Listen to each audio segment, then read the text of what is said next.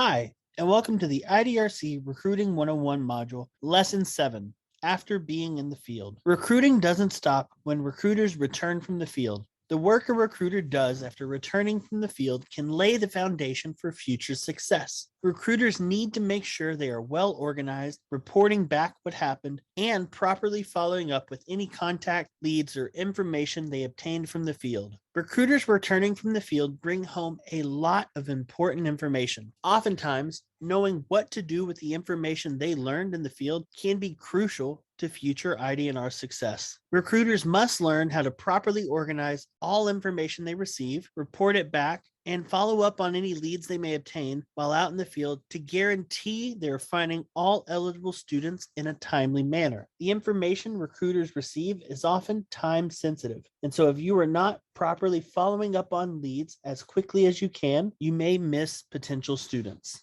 The first step in organizing information from the field is ensuring that you are taking proper notes. You can take notes either electronically on your phone or using pen and paper and a notepad, whichever one works best for you and whichever one you can guarantee you will not lose and that'll help you stay organized.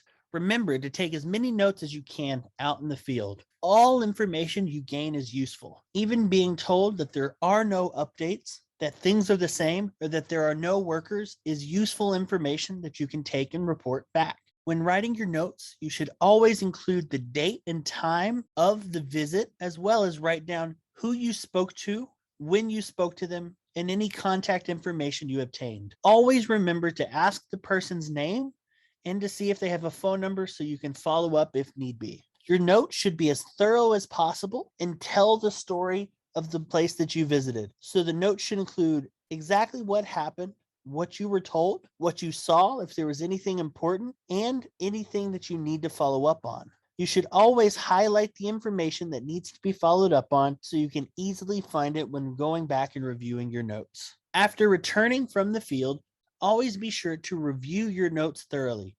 Reread them, go through, look to make sure everything is correct, and then check to make sure that you have properly recorded each location visited and that nothing is missing. And now a tip from a recruiter just like you. A recruiter from New Jersey says that after returning from the field, while you are reviewing your notes, you should also always review your COEs and any additional migrant education program documents for accuracy and completeness. So when you're reviewing your notes, also check to make sure that the COEs you submitted were correct and complete. While reviewing your notes from the field, highlight, mark, or record in a separate document all information or leads that you need to follow up with to guarantee you do not forget it at a later date.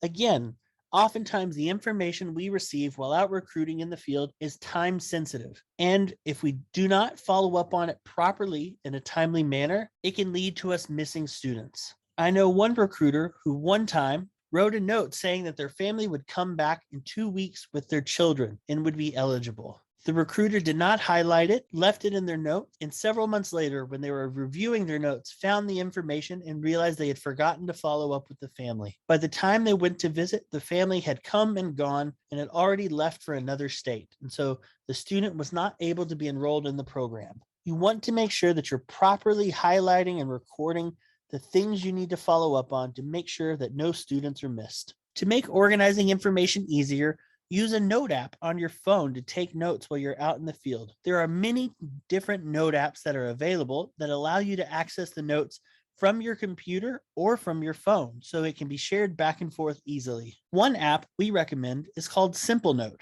SimpleNote is a cloud-based note-taking app that can be accessed from your phone, your computer, or via the internet. You create a free account and you type a note, and is automatically saved and uploaded to the cloud and accessible from any other location that you have the app installed. You can access SimpleNote at app.simplenote.com.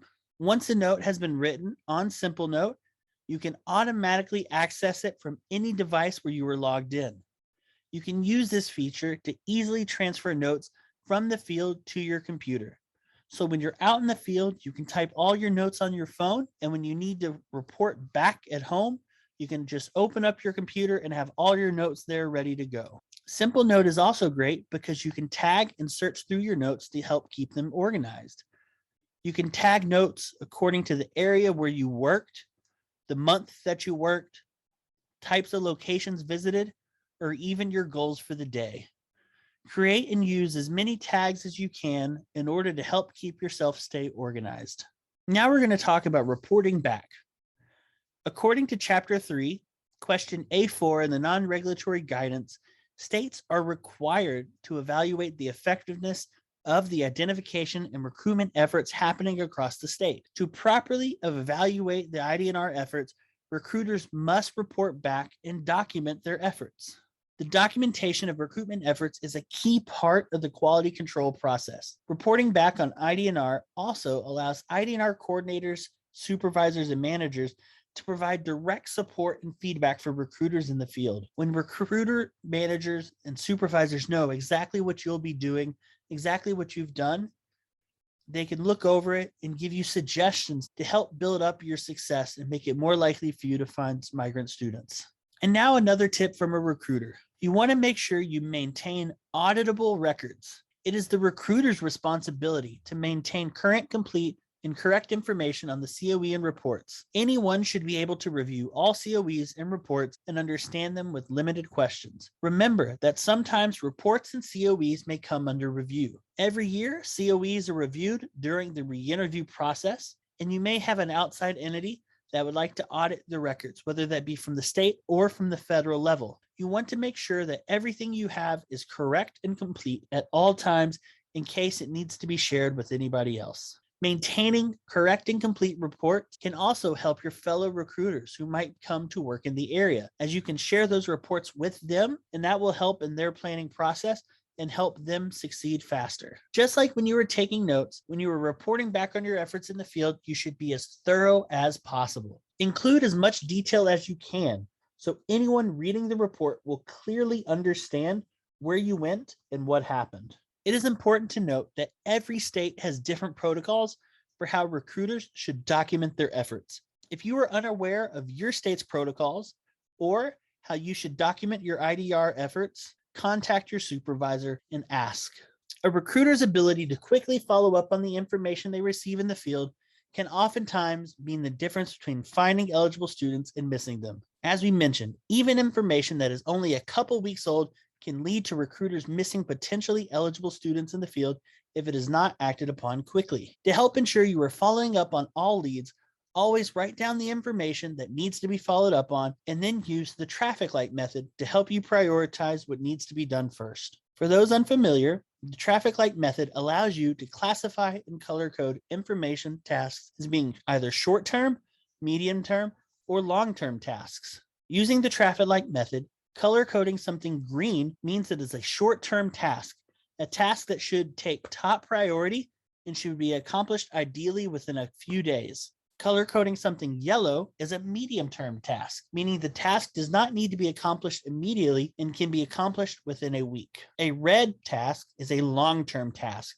Long-term tasks are the lowest priority and can often be put on the back burner and wait until your green and yellow tasks are completed first. So for example, information that might be a green or a short-term task is if you're out recruiting and a worker tells you that they engaged in qualifying activity and lets you know that their child recently arrived and is ready to be enrolled in the program. Here you have a worker telling you that they have done qualifying work, their child is here, they for sure are eligible for the program, and all you need to do is visit them to complete the COE. That's a task that needs to be accomplished as soon as possible so the child can begin receiving services quickly. A medium-term task might be if you had heard about a new apartment complex in your area where migrant families may live. If you're out in the field recruiting and somebody tells you of a new location where there's workers living, that's something that needs to be followed up on. And so it can be a medium-term task is something that can be followed up within the next week in order to visit to make sure that there are in fact families there that are getting enrolled in the program. An example of a red or long-term task might be if during the off season, you go and search for empty houses to find where migrant families might live during the peak season.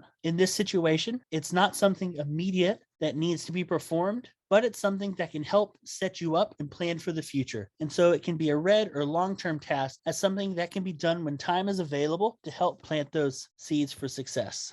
Recruiters will often need to follow up with families or students they meet and enroll in the program to verify information and to see how the family is doing. It's important to follow up not just with the lead and information you get, but also check to make sure that those that you enroll in the program are doing well. While following up with families or students, recruiters may need to provide referrals to the family in order to meet their needs. Recruiters should always research and track the organizations providing social services in their area in case a family may need them. Some types of services recruiters should research in their areas include medical clinics or hospitals, translation services, legal or immigration services, Head Start programs, churches, mental health services, food banks, clothing drives, and other social services. And now for an activity, researching services in your area. Go to the activity in the Recruiting 101 Lesson 7 page of the workbook. While following up with families, recruiters may need to refer families to other services available in the area. It is important recruiters are aware of these different organizations so that they can properly provide any referrals that might be needed. Use the chart in the workbook to research the services available in your area so you can ready to follow up with the families as needed. This concludes the IDRC Recruiting 101 module, Lesson 7, After Being in the Field. Take the After Being in the Field mini quiz to test the knowledge of what you have learned during this lesson. Once you have finished, contact your supervisor and set up to take the IDRC Recruiter Skills Assessment on the IDRC website to see how you've done and to see where you can continue to learn.